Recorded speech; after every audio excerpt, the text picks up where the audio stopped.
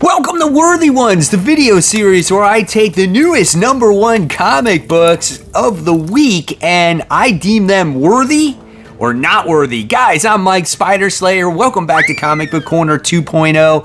If you love me helping you make decisions on what comic books to buy, if you love daily comic book content, then I think you guys came to the right place. So with that being said, guys, let's get started with this week's episode. So usually this show is all about the issue ones, right? Well, since there was only like 3 that I bought and I like to at least talk about 5 of them, I decided to mix in a few other books that I was on the fence about, or maybe people have not given a try yet, and maybe a book that's been really good. So we're gonna have 6 books to talk about all together today.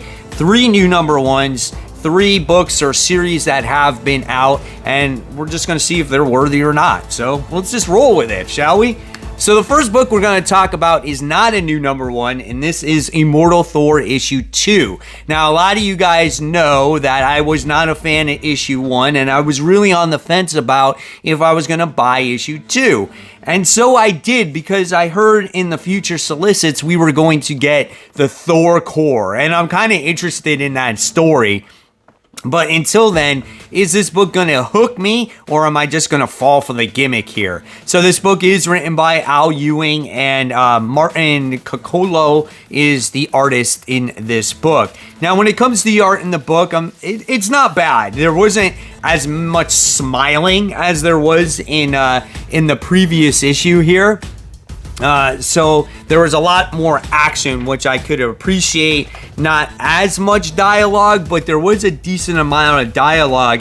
And what this book has done is that it really brings back like thought bubbles. I felt like the thought bubbles have been pretty much a lost art in comic books, but in this series we get kind of the return of them, and you really get to see every single thought process of what's going on with Thor. So I thought that was kind of cool. At times I felt like he rambled on a little bit, but you know, it wasn't as heavy dialogue as I would say, you know, the first issue.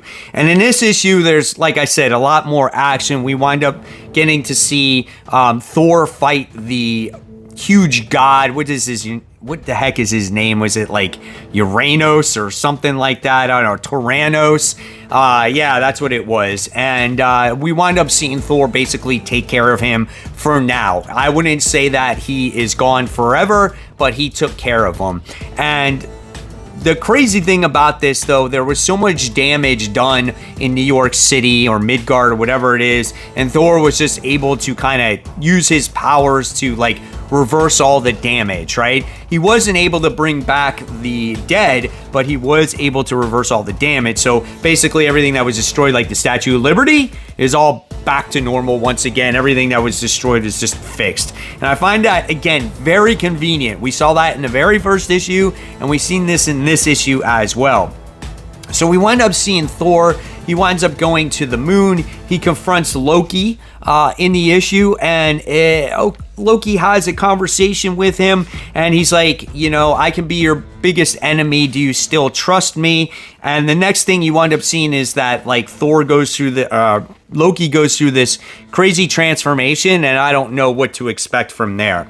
So with that being said, I'm going to deem this book worthy. I think there's definitely a solid story to be told here, but like Al Ewing does to me is like sometimes his stories just go over my head, and I don't always understand everything that's going on, because always things are just like way out there, and that's what I was afraid of this book.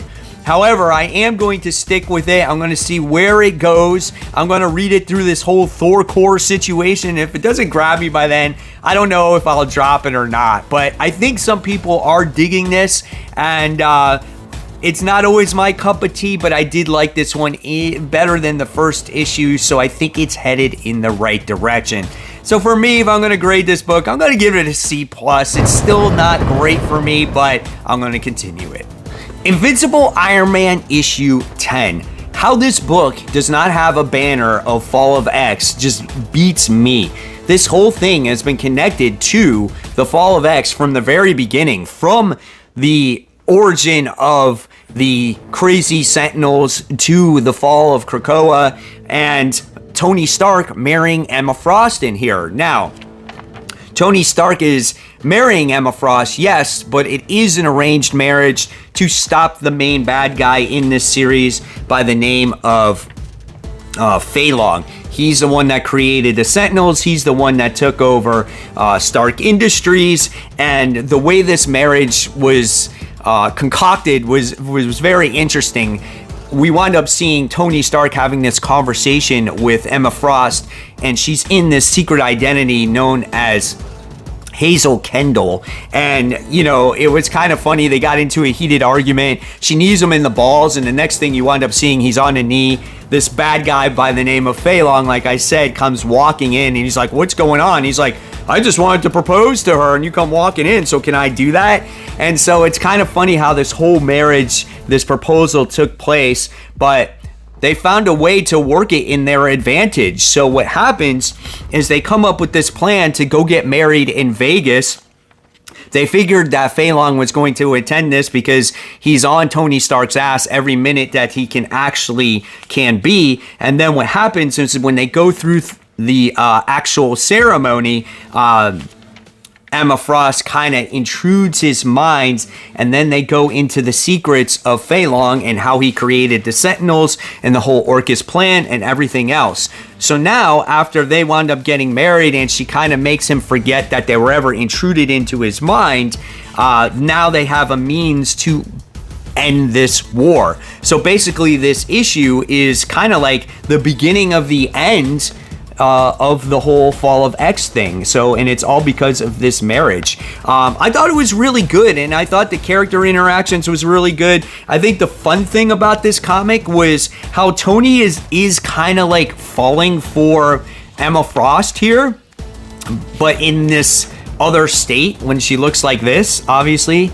And he knows it's not a permanent thing. It's an arranged marriage, but he can't help but kind of fall in love with her a little bit, you know, or have this crush for her. So this book is definitely worthy. This series has been phenomenal from the very first issue. Maybe you didn't know where it was going after that first or second issue, as it looked like Tony was down in the dumps, but it was really the creation of the whole story leading into the Fall of X. And this is a major player in that story.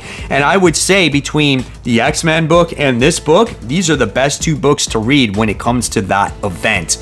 So I'm gonna grade this one an A. A phenomenal story here with decent artwork. I'm very curious to see, though, when the whole Fall of X is over, where this story continues, if it continues. Void Rivals issue 4, written by Robert Kirkman, artwork done by Lorenzo Di Felici. This is the last non-number one comic we'll be talking about today. I had to talk about Void Rivals issue 4 just because this book gets you pumped up for what's coming. The Transformers issue 1 next week, guys.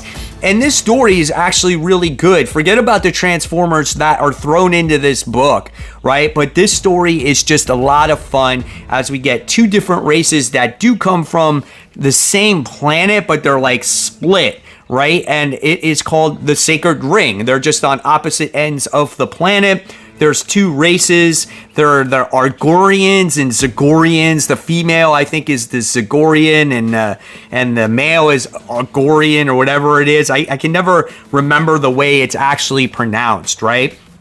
But if you read the last issue of this series, we wound up seeing the female, who is the Zagorian. Just remember, A is the man and Z is the woman.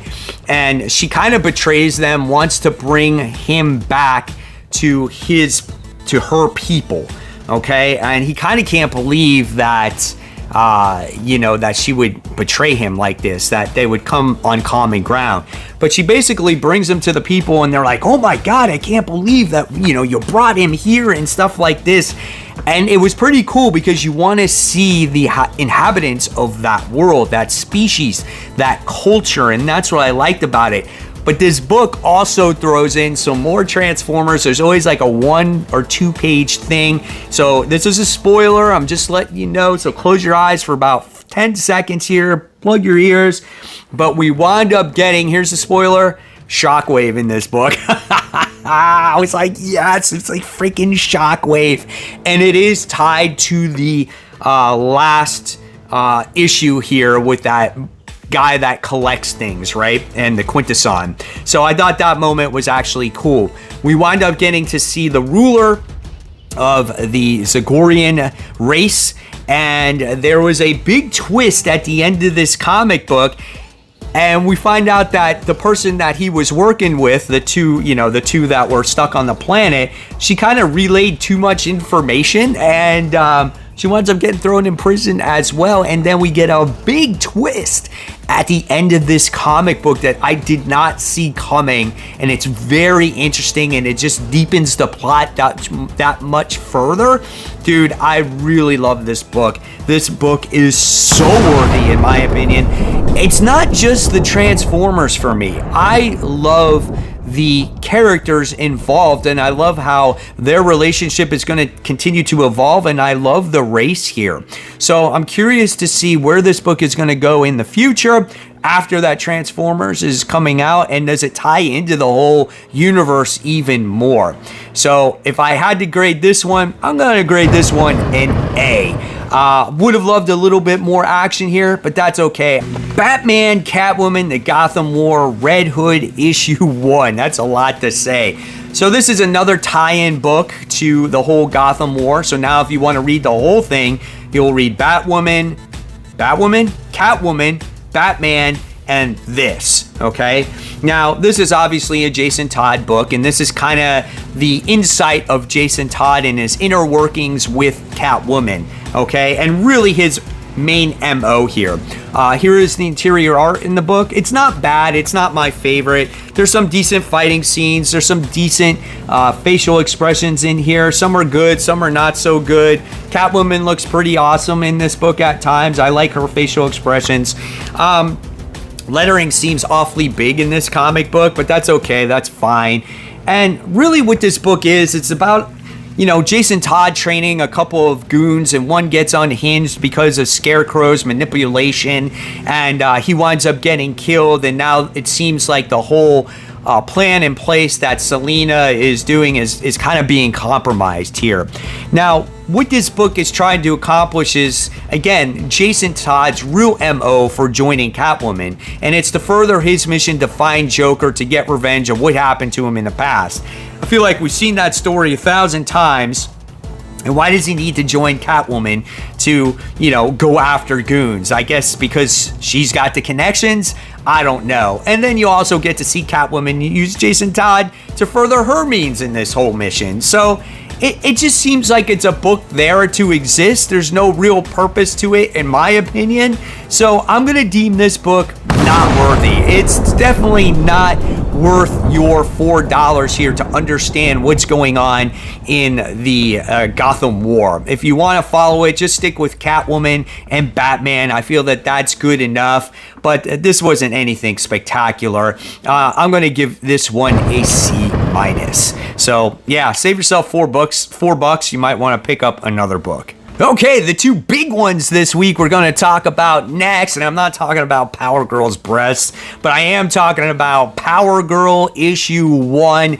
I wanted to see what Leah Williams had to offer for issue 1 of Powergirl. There had to be something else besides those gorgeous variant covers, because face it, guys, I don't think a lot of us are reading Powergirl for the story. You are buying it for those variant covers, but I definitely wanted to read it and see what it had to offer. The writer of this book is Leah Williams, like I said. Eduardo Pansiquita is the artist. I felt the artwork was actually pretty good in this book. I liked the colors. There was good facial expressions. There was decent action in this book. I don't know if I agree with the outfit when it comes to Powergirl. Like, she wears a jacket like Superboy. Like, I don't know. Like, she's undercover in this comic book wearing a dress, right? And she goes by the name of Paige. I don't really know about Powergirl, right? I just know she comes from an alternate Krypton and she was on Earth 2 and stuff like that. But I really don't know that much about her. Is this alias a new one, right? I don't know, but here she's normal, and then when bad things start to happen in the comic book, she magically changes into the white outfit and she burns her dress and she's wearing it. Where does the jacket come from? Like, I don't even know. Like, stupid stuff like that, like, kind of bugs me, right? So, I don't know. And she's just basically undressing here. So, it's just like, it's not like it's magic, right? Maybe I'm looking too much into it, but that kind of bothered me. So, what happens in this comic is she gets interrupted by this bad guy by the name of, like, Almalak or something like that. And there's this whole battle that happens. He puts this bomb in place.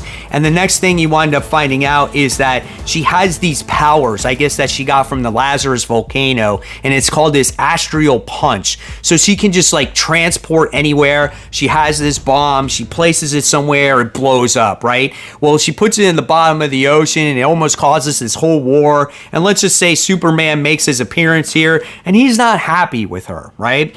So it just made it feel like Powergirl was just so inferior to Superman. It just was like, or she's dumb, or she's just this rookie hero. And I felt like I think Leah Williams just put her down too much, right? That was my opinion of it. And so what happens is there's this rumored thing that's going on with this Kryptonian virus, and Superman has to send her out to go and investigate this virus, right? So, I don't know. It's weird. She also has this roommate. I think her name is like Almond or something like that. And of course, Streaky the Cat's in this book. And it tries to mix in humor, which I feel like is a little bit forced, and it doesn't always work because it interrupts with the flow of the story. This book is not worthy. This was bad in so many levels. It wasn't horrible, though. I felt like there is some kind of story and there is some kind of point, but it's just the character I felt like is not written right. And I feel like Leah Williams just took the name Powergirl and totally changed the character to the way she wants to write her and gives her her own powers. Instead of creating a new character for herself, that's what she did here. And I don't think I really appreciate that. So I don't know if I'll be continuing this book. I'm going to give this one a D+. I still might want to continue just to see the overall plot and where it goes. The biggest book of the week, the most highly anticipated new #1 that came out this week is Flash. So we just got done with Jeremy Adams' run on the book, and now we get Cy Spurrier tackling this character, Wally West. Now, a lot of people are probably wondering how I'm going to like this book, because this is a book that might not be in my wheelhouse, being that I'm not the biggest Flash fan, and the book could be a little bit wordy for me. So I just wanted to tell you, I am a Mike Deodato Jr. artwork fan. I do like the style with him, you know, paneling off like larger scenes, right? For some people, I can totally understand why you might not like this artwork, as it tends to be very dark. When he did this series, Original Sin for Marvel, it was a very dark series. And in this book, it's same thing. It's very dark, but it is going for more of a, I feel like, a horror tone as you read this book. It's not going to be this happy-go-lucky series the entire time. And at times, with all the words in this book, it does seem like it crowds the artwork. But nevertheless, I do like the paneling layout. I do like how static the art does look at times, and how the paneling is not so perfectly laid out, because something is very wrong with the Speed Force in this comic book, as you get revealed here. Now, there's a huge cast of characters, and I feel like this issue 1 definitely tackles a lot, and it can be overwhelming for a lot of people. So when I mean a lot of characters, it's got the Flash, it's got Gorilla Grodd, it's got Impulse, it's got Iris West II, it's got Jai West, it's got Linda Park, it's got Max Mercury, it's Mr. Terrific's in here. I mean, it's got the little baby Wade West, it's got Jade Garrick and Jesse Quick. It's got everybody, guys, and this book tries to tackle a lot, which I feel like it's overwhelming, and I feel like you're gonna have to read this a couple of times to get it. And when you include the crazy ass nonsense of the Speed Force and how it works in this comic book, there's a lot to digest here. But it doesn't mean that it's a bad story. What it does mean is that this is a setup of something to come, which I think could be very enjoyable if you give it a chance, all right? Now, one of the main things I did like about this book was the family dynamic. That's always what makes a good Flash book, in my opinion here. And in the beginning of this book, we wound up getting to see Wally trying to juggle his life with Linda and, you know, her kind of dealing with postpartum depression. That's kind of what it feels like in this comic book. And him being a dad. Those scenes kind of seemed like a lot of fun. And where the artwork did not fit, because that scene seemed like it was very dark, and Wally's just like, hey kids, you gotta make sure you're ready for school, and it was just a very dark moment. But I think the moment was to again focus on Linda, on her going through these dark times as a character. So that was very interesting. Then we're getting to see all this stuff of what's going on with the Speed Force, the stuff going on with Gorilla Grodd.